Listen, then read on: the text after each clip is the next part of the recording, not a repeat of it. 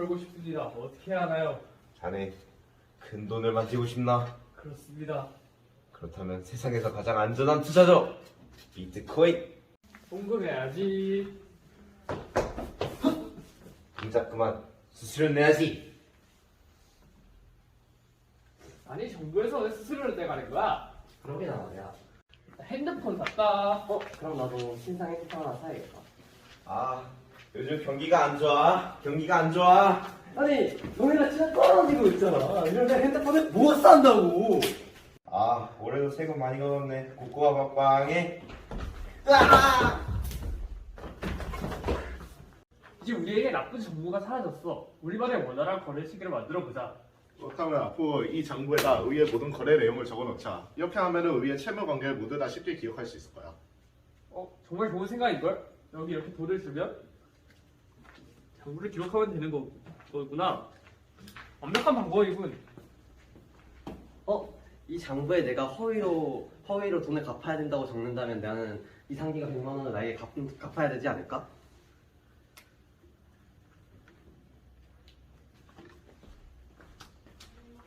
어디 한번 거래 내용을 한번 살펴볼까?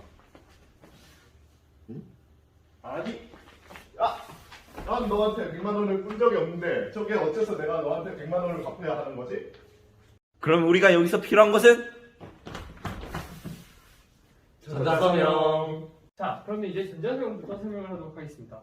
전자서명의 본질은 전자서명을 할 수 있는 사람 유일하게 존재하고, 그와 반대로 전자서명이 진짜 맞는지를 확인할 수 있는 사람들은 그 모든 사람이 돼야 된다는 것이 전자서명의 본질입니다. 그래서 전자서명의 원리는 두 개가 필요한데, 시크릿 키와 퍼블릭 키가 필요합니다. 시크릿 키는 여러분들이 구글 계정 로그인을 할 때 쓰는 그 비밀번호처럼 혼자만 알고 있는 어떤 키인 반면에, 퍼블릭 키는 모두가 알고 있는 키입니다. 그래서 이 어떤 자신이 전달하고 싶은 메시지에다가 시크릿 키, 그러니까 여러분들만 알고 있는 그 비밀번호 같은 걸 넣으면 전자서명이 만들어져요. 그럼 이 전자서명은 이제 도장 같은 거죠.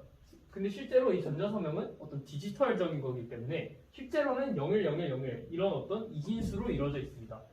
근데 이 전자서명을 나 말고 다른 사람이 이 메시지와 전자서명, 그리고 다른 사람이 이 퍼블릭 키도 알고 있기 때문에 퍼블릭 키까지 넣으면 이 메시지를 만든 사람이, 이 전자서명을 만든 사람이 진짜로 원래 그 사람인지에 대한 트루 폴스 확인이 가능해요. 이게 무슨 뜻이냐? 만약에 이 true가 나온다면 진짜 그 사람이 이 메시지를 가지고 전자서명을 만들었다는 거죠. 따라서 전자서명을 통해서는 이 메시지를 그 사람이 직접 확인하고 그 사람이 만든 메시지인지에 대해서 알 수 있게 되는 겁니다. 자, 그 다음에 블록체인을 설명하도록 하자면, 일반적으로 원래 거래는 A와 B가 거래를 하면은 정부에 공시를 한다든지 이런 식으로 정부가 그 거래 관계를 이제 통합을 해서 이제 자신들이 관리를 하고 수수료를 떼는 이런 형태로 있습니다. 하지만 블록체인의 가장 중요한 것은 이 탈정부적 성격, 그러니까 통제 주체가 없다는 겁니다. 이게 어떻게 일어나냐? 자, 그거를 알기 위해서 먼저 해시 펑션이라는 이 이름만 거창한 이 함수에 대해서 알아야 되는데, 해시 펑션은 이제 SHA-256이라는 어떤 함수에 어떤 숫자를 넣으면 이제 랜덤하게 256자리의 이진수를 만듭니다. 이 랜덤하게라는 게 오해의 소지가 있을 수 있는데, 이 함수 안에 똑같은 걸 넣으면 똑같은 256자리를 만들긴 하지만, 이제 이 안에 넣는 이 수를 예를 들어 조금만 플러스 1만 해도 256자리가 예측할 수 없게 완전히 바뀌어버립니다. 따라서 이 256자리는 2의 256승의 가지수를 가지고 있기 때문에 역산이 불가능합니다. 그래서 이 SHA-256이 중요한 점은 역산이 불가능하고, 그리고 조금만 바뀌어도 완전히 바뀐다는 겁니다. 그래서 블록체인이라는 것의 이름은 왜 블록체인이냐? 원래 이 어떤 사람들이 거래를 하면 그 거래 내역을 기록을 해야 되잖아요. 그 거래 내역을 기록한 게 이게 블록입니다. 이 블록인데, 이 블록이 완성되기 위해서는 이 매직 넘버라는 게 필요합니다. 이 매직 넘버를 넣으면은 이 블록이 완성됐다라고 하는 거고, 이 블록이 완성되면 그 다음 블록이 옵니다. 이 다음 블록에는 그 다음 거래 내역들이 이렇게 오겠죠. 이런 식으로 만들어지는 게 블록이고, 이 블록들이 체인처럼 연결되어 있다 해서 블록체인인데, 이 매직 넘버가 도대체 뭐냐? 그리고 이게 왜 필요하냐? 자, 일단 SHA-256의 이 위에 블록, 그러니까 예를 들어 A가 B에게 돈을 100만 원 빌렸다를 넣으면 이것은 256자리에 어떤 예측 불가능한 256자리 이진수를 뱉어냅니다.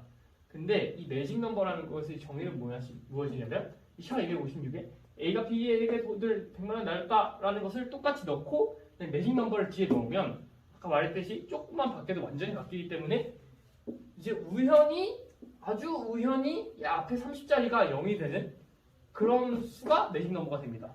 근데 이 앞에 30자리가 0이 된 상태에서 매직 넘버를 구하려고 하면은 역산이 불가능한 게 샤 256이 특징이기 때문에 매직 넘버를 역산할 수 없어요. 그럼 매직 넘버를 도대체 어떻게 찾냐? 답이 없습니다. 그냥 1부터 계속 하나씩 넣어보는 거예요. 그래서 그 짓을 하는 것들이 마이너, 우리가 말하는 비트코인 채굴자들입니다. 이들은 왜 이 쓸데없는, 자신에게 아무런 이득이 없는 일을 하냐?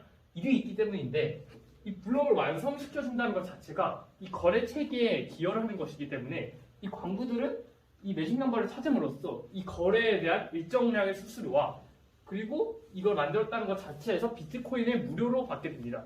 그래서 사람들이 막 컴퓨터를 가지고 극지방에 가서 이제 비트코인을 채굴한다. 이 뜻이 뭐냐면 사실은 그냥 매직 넘버에 1부터 100만 10억까지 쭈르륵 막 때려 넣고 찾았다 하면은 이제 비트코인을 얻게 되는 그런 것을 비트코인 채굴이라 하는 거죠. 근데 이 매직 넘버의 중요한 점은 뭐냐? 찾는 데는 아주 오래 걸리죠. 왜냐면 1부터 다 넣어봐야 되니까. 근데 확인하는 것은 야 매직 넘버가 뭐 100만이야. 그러면 100만 넣어보는데 돼요. 그럼 그냥 되는 거예요. 그게 그 사람이 1부터 100만까지 정말 다 해봤다는 것이 이 proof of work라는 겁니다. 그래서 이게 무슨 의미가 가지냐면 이 블록이 완성됐으면 이 블록이 완성됐다는 것을 어떤 사람이 확인할 수 있어요. 그러니까 이 블록 자체를 이 샤 256에 넣었을 때 앞에가 30자리면 진짜 제대로 된 블록이구나 하고 다음 블록으로 넘어가는 겁니다. 자, 그러면 우리가 블록을 만든 사람이 아니라 블록을 수신하는 사람 입장에서 어떤 게 진짜 맞는 블록인지를 어떻게 아느냐? 이 A라는 사람이 수신자라고 했을 때 A는 여러 가지 블록체인을 받게 됩니다. 이런 블록체인을 받게 되고요. 뭐 예를 들어 이런 블록체인을 받게 되고 이런 블록체인, 이런 여러 가지 길이가 다른 블록체인을 받게 되는데 A가 선택하는 진실된 블록체인은 뭐냐면 가장 긴 블록체인입니다. 이게 왜 의미가 있느냐? 자, 어떤 사람이 특정적인 자신이 원하는 인위적인 정보를 포함하려 했다고 합니다. 예를 들어 어떤 해커 B라는 사람이 B는 100억을 벌었다라는 문장을 넣고 싶겠죠, 블록에다가. 근데 그걸 넣으면 이 해시 펑션의 예측 불가능성 때문에 이 매직 넘버가 위에와 완전히 다르게 됩니다. 그게 무슨 뜻이냐면 B는 자신이 넣은 정보에 의해서 자신이 아예 새로운 매직 넘버를 하나 만들어야 된다는 거예요.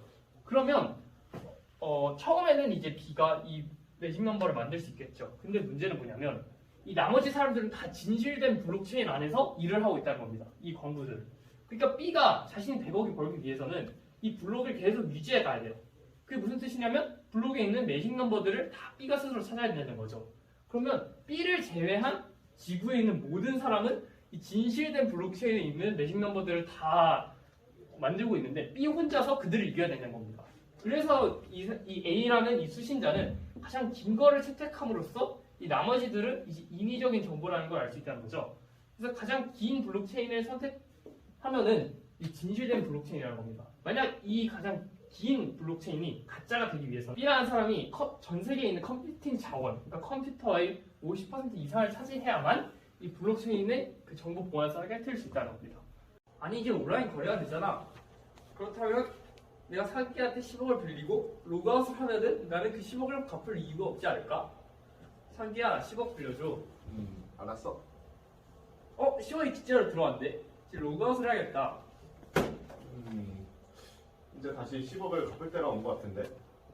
영주야 빨리 10억 갚아. 아니 얘 오프라인이잖아. 이러면 어떻게 돈을 받을 수 있지? 아니 온라인에서 돈이 계속 만들어지잖아. 그럼 내 돈의 가치가 떨어진다고. 이러면 정말 도대체 상황이 뭐지? 그럼 여기서 필요한 것은? 리세얼. 자, 그럼 비트코인이 어떻게 화폐 가치를 유지할 수 있는지에 대해서 말해보도록 하겠습니다. 일단 기존의 화폐는 정부에서 돈 찍어내기 때문에 정부가 자기 마음대로 돈을 많이 찍어냄으로써 화폐 가치가 떨어질 수도 있어요. 하지만 비트코인은 정부가 찍어내는 돈이 아니라 프로그래밍적으로 관리가 되고 있기 때문에 비트코인의 총량이 정해져 있습니다. 그럼 이 비트코인의 총량이 어떻게 정해져 있냐면은 예를 들어서 첫 번째 연에는 비트코인을 100개를 찍어내요. 그렇다면 그 다음 연에는 50개를 찍어내요.